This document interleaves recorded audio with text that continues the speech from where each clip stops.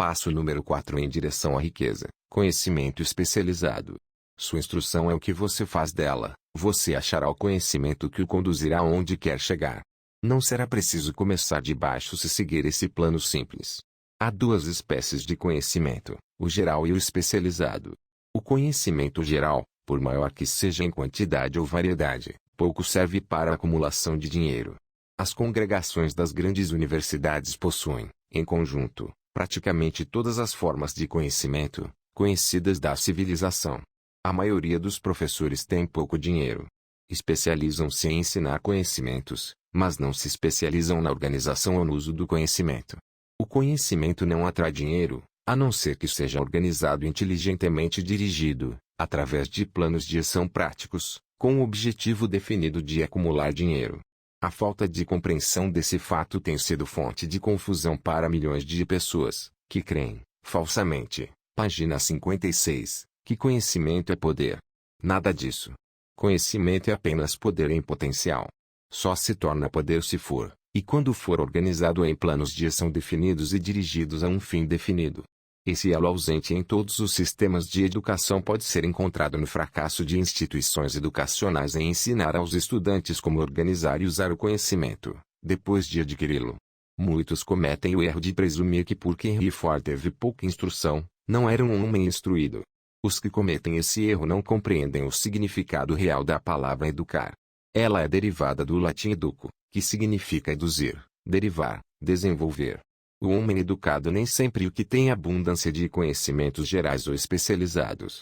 O homem educado é o que desenvolveu as faculdades da mente de tal modo, que poderá adquirir o que deseja, ou seu equivalente, sem violar os direitos alheios. Suficientemente ignorante para fazer o fortuna.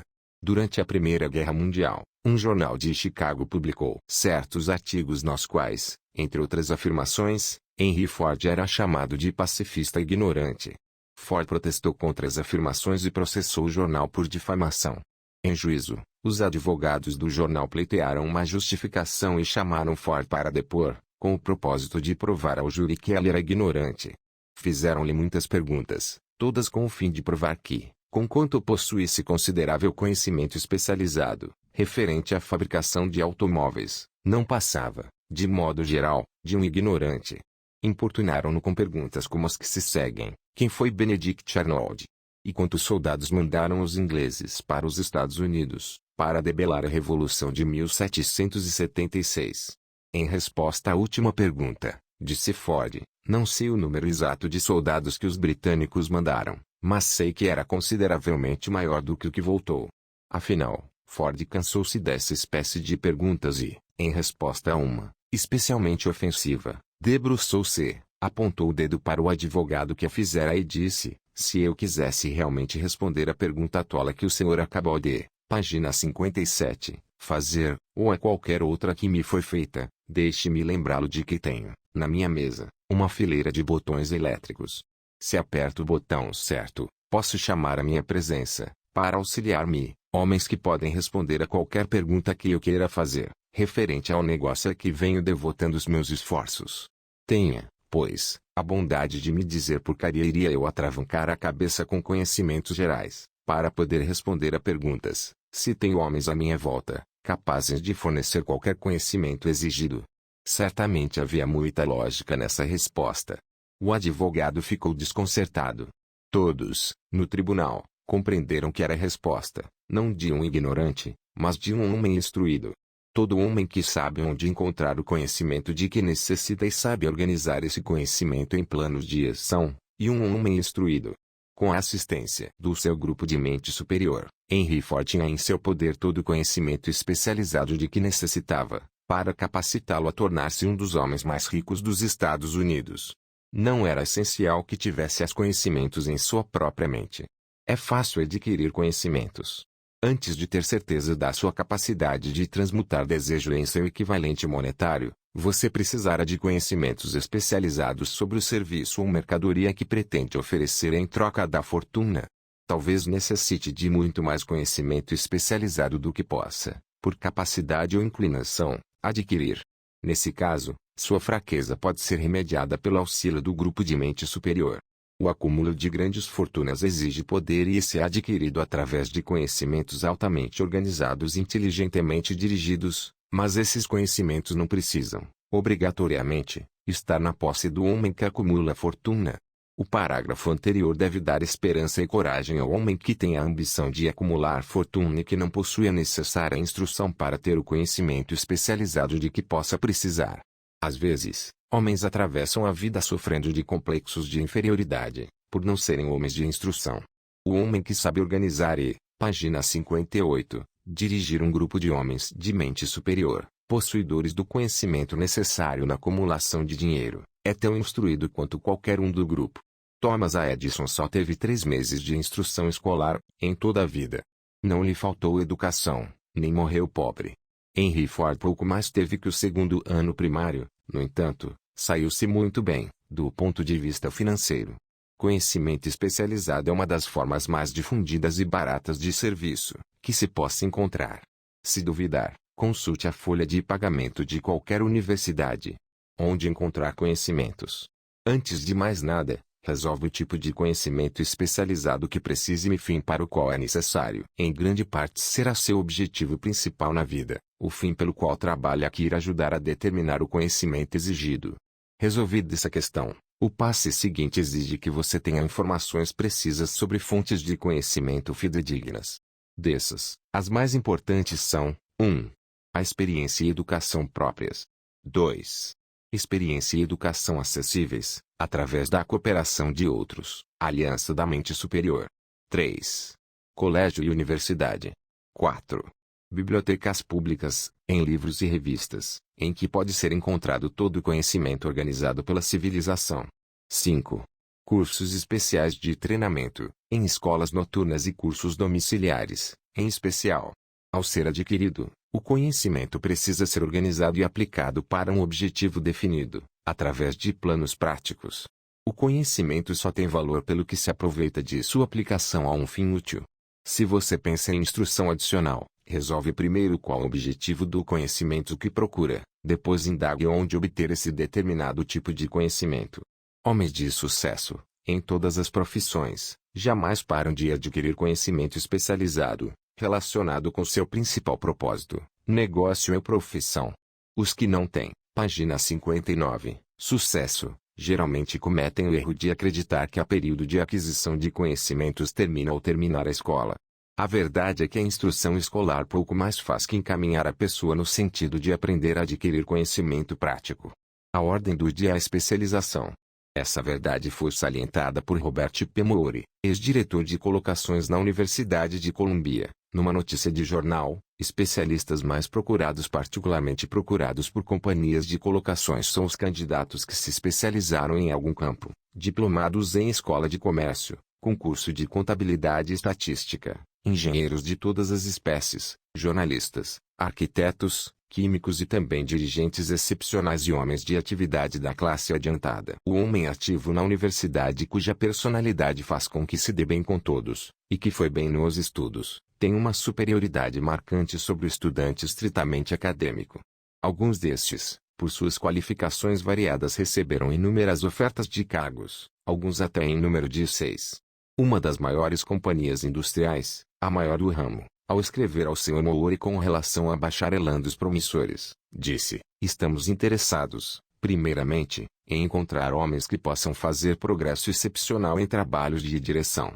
Por essa razão, acentuamos as qualidades de caráter, inteligência e personalidade muito mais que as de conhecimentos específicos. Propondo um sistema de aprendizado de estudantes em escritórios, lojas e indústrias durante as férias de verão, o Sr. Moore declarou que, depois de 2 ou 3 anos de colégio, todo estudante deveria ser convidado a escolher um curso futuro definido e para se estava apenas passando, agradavelmente, sem nenhum propósito, por um currículo acadêmico geral. Colégio e universidades devem encarar a consideração prática de que todas as profissões e ocupações agora exigem especialistas, disse ele, propondo que instituições educativas aceitem responsabilidade mais direta na orientação vocacional. Uma das fontes de conhecimento mais honestas e práticas, acessíveis aos que precisarem de instrução especializada, são os cursos noturnos, que funcionam na maioria das grandes cidades. Os cursos por correspondência fornecem treinamento especializado em todos os lugares onde chega o correio norte-americano, sobre qualquer matéria possível de ser ensinada pelo método. Página 60, de extensão. Uma das vantagens do estudo domiciliar é a flexibilidade dos programas de estudo, que permite que se estude nos momentos livres. Outra vantagem do estudo domiciliar, se o curso for bem escolhido, e o fato de que a maioria dos cursos oferecidos por escolas de ensino domiciliar fornece generosos privilégios de consulta, de valor inestimável aos que precisam de conhecimento especializado. Seja onde for que você more, pode aproveitar os benefícios. Estudo e autodisciplina. Tudo o que se adquire sem esforço e sem gastos, geralmente nos parece de menor valor, às vezes até sem valor nenhum. Talvez por isso é que aproveitamos tão pouco nossa maravilhosa oportunidade em escolas públicas. A autodisciplina em que se recebe de um programa definido de estudo especializado compensa, até certo ponto, a oportunidade perdida, quando o conhecimento pode ser adquirido sem gastos. Escolas por correspondência são instituições comerciais altamente organizadas. Suas taxas de inscrição são tão baixas que são forçadas a insistir em pagamentos rápidos. Sendo obrigado a pagar, tem o estudante boas notas ou más, o efeito de seguir o curso até o fim, quando, de outra maneira, desistiria. As escolas por correspondência não insistiram suficientemente nessa questão, pois a verdade é que seus departamentos de cobrança constituem a melhor espécie de treinamento em decisão, rapidez e o hábito de terminar o que se começa. Aprendi isso por experiência, há mais de 45 anos. Matriculei-me num curso de propaganda, por correspondência. Após 8 ou 10 lições, parei de estudar, mas a escola não parou de me mandar as contas. Além disso, insisti no pagamento, quer eu continuasse os estudos, quer não. Decidi que, se tivesse de pagar pelo curso, a que me obriguei legalmente, deveria completar as lições, para aproveitar meu dinheiro. Achei, na época, que o sistema de cobrança da escola era bem organizado demais, mas aprendi, mais tarde, na vida, que essa era uma parte valiosa do curso, pela qual nada se cobrou. Sendo forçado a pagar, continuei e completei o curso. Descobri, mais tarde, que o eficiente sistema de cobrança da escola valera muito como dinheiro ganho, por causa do aprendizado de propaganda que tão relutantemente terminei. Página 61, nunca é tarde demais para aprender. Temos, em nosso país, o que se diz ser o maior sistema de escolas públicas do mundo. Uma das coisas estranhas a respeito dos seres humanos e que só dão valor ao que tem preço. As escolas gratuitas dos Estados Unidos e as bibliotecas públicas gratuitas não impressionam as pessoas, por serem gratuitas. Essa é a principal razão pela qual tanta gente acha necessário adquirir instrução adicional, depois de deixarem a escola e irem trabalhar. É também uma das razões principais pelas quais os empregadores têm mais consideração para com os empregados que fazem cursos domiciliares. Aprenderam, por experiência própria, que qualquer pessoa que tiver ambição bastante para desistir de parte de seu tempo livre, para estudar em casa, tem-se as qualidades que fazem um líder. Existe uma fraqueza nas pessoas para a qual não há remédio, é a fraqueza universal da falta de ambição. As pessoas, principalmente as assalariadas, que reservam o tempo livre para estudo domiciliar, raramente ficam por baixo, durante muito tempo. Sua ação abre caminho para a ascensão social, remove muitos obstáculos do caminho e conquista o interesse amigo dos que têm o poder de encaminhá-los para a oportunidade. O método do estudo domiciliar de instrução adapta-se, de modo especial, às necessidades dos empregados que acham, depois de deixar a escola, que precisam adquirir conhecimento especializado adicional, mas não dispõem de tempo livre para voltar à escola. Stuart Austin Weir preparou-se para ser engenheiro e construtor, seguindo essa carreira até a depressão limitar o mercado a ponto de não lhe proporcionar a renda necessária. Fez um inventário de si mesmo, resolveu mudar a profissão para de advogado, voltou à escola e fez cursos especiais, preparando-se para advogado de partido. Completado o curso, passou nos exames e logo se impôs na profissão. Para dar informação completa e antecipar os álibis dos que dirão, eu não poderia ir à escola porque tenho família para sustentar, ou estou velho demais, acrescentarei que Weir passava dos 40 anos e se casou ao voltar à escola.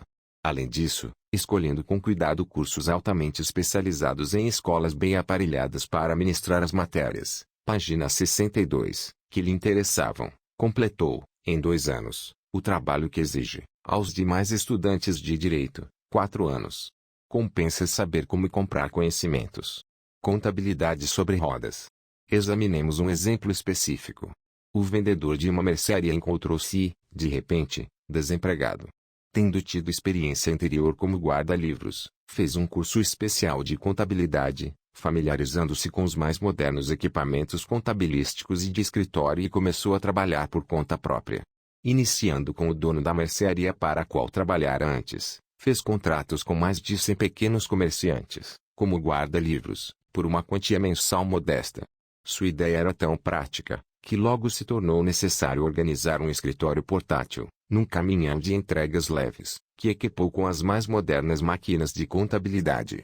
Agora ele tem uma frota desses escritórios de contabilidade sobre rodas e emprega grande corpo de assistentes, fornecendo aos pequenos comerciantes o melhor serviço de contabilidade que se pode obter por baixo custo. Conhecimento especializado mais imaginação foram os ingredientes usados nesse negócio sem par e de muito sucesso. O ano passado, o dono do negócio pagou imposto de renda 10 vezes superior ao do comerciante para o qual trabalhara, ao perder o emprego. O começo desta empresa comercial de êxito foi uma ideia. Como eu tive o privilégio de fornecer a ideia ao vendedor desempregado, assumo agora o privilégio de sugerir outra, que traz em si a possibilidade de uma renda ainda maior. Essa ideia foi dada pelo vendedor que desistiu de vender e organizou uma firma de contabilidade, numa base atacadista. Quando se sugeriu o plano, como solução ao problema de desemprego, ele exclamou rapidamente: "Gosto da ideia, mas não sei como transformá-la em dinheiro." Em outras palavras, queixou-se de que não saberia como aproveitar, comercialmente, seus conhecimentos de contabilidade, depois que os adquirisse. Isso trouxe à baila outro problema a resolver. Com o auxílio de uma jovem datilógrafa, que sabia redigir uma história, preparou-se um folheto muito atraente, descrevendo as vantagens do novo sistema de contabilidade. As páginas foram, página 63, bem datilografadas e coladas no livro de recordes comum, usado como vendedor silencioso, com o qual a história de novo negócio era tão eficientemente contada, que o dono logo se viu às voltas com mais pedidos do que podia vencer. O projeto que criou um emprego. Em nosso país, há milhares de pessoas que precisam dos serviços de um especialista em mercados, capaz de preparar um livrinho atraente, para usar na oferta de serviços pessoais. A ideia aqui descrita nasceu da necessidade, para sanar uma emergência que tinha de ser vencida, mas não parou ao servir uma pessoa só. A moça que criou a ideia tinha imaginação fértil.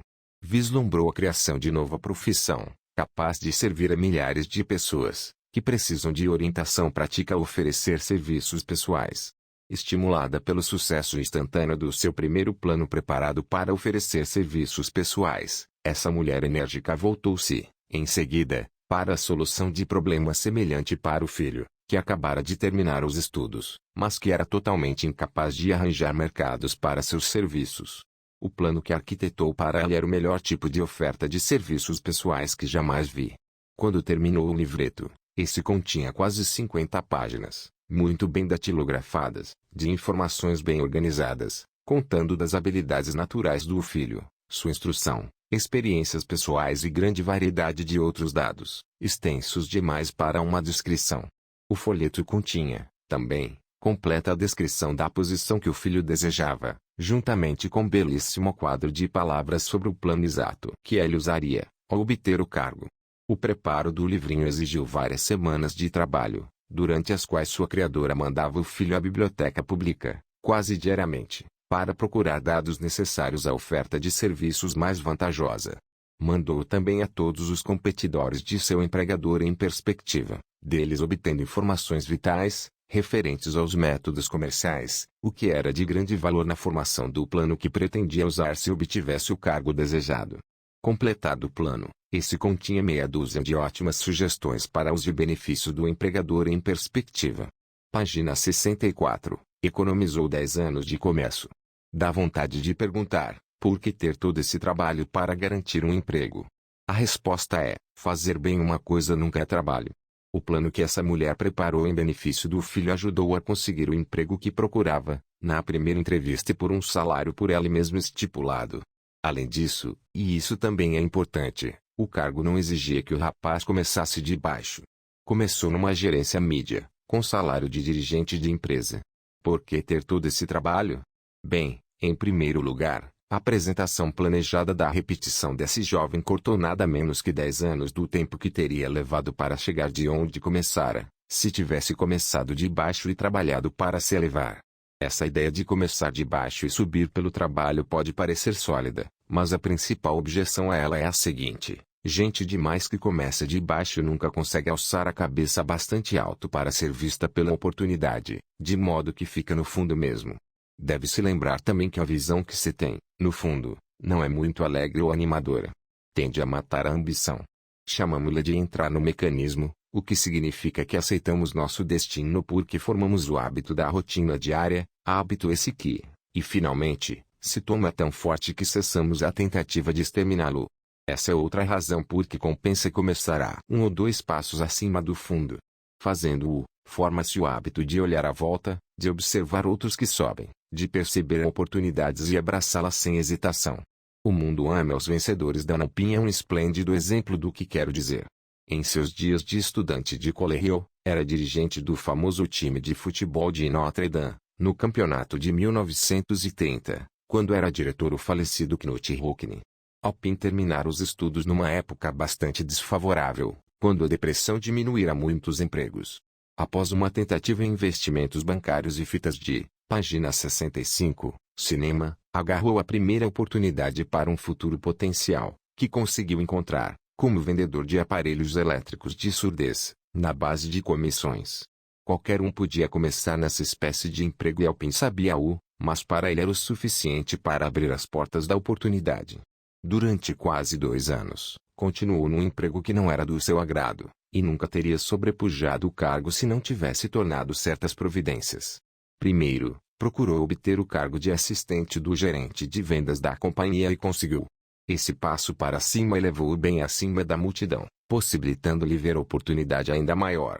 Além disso, colocou onde a oportunidade podia vê-lo. Conseguiu um índice de vendas tão bom, com os aparelhos de surdez, que o diretor da companhia Dictogra Products, competidor da companhia para a qual Alpin trabalhava, queria saber algo sobre o tal de Dan Alpin, que tirava grandes vendas da companhia Dictograph. Mandou chamá-lo.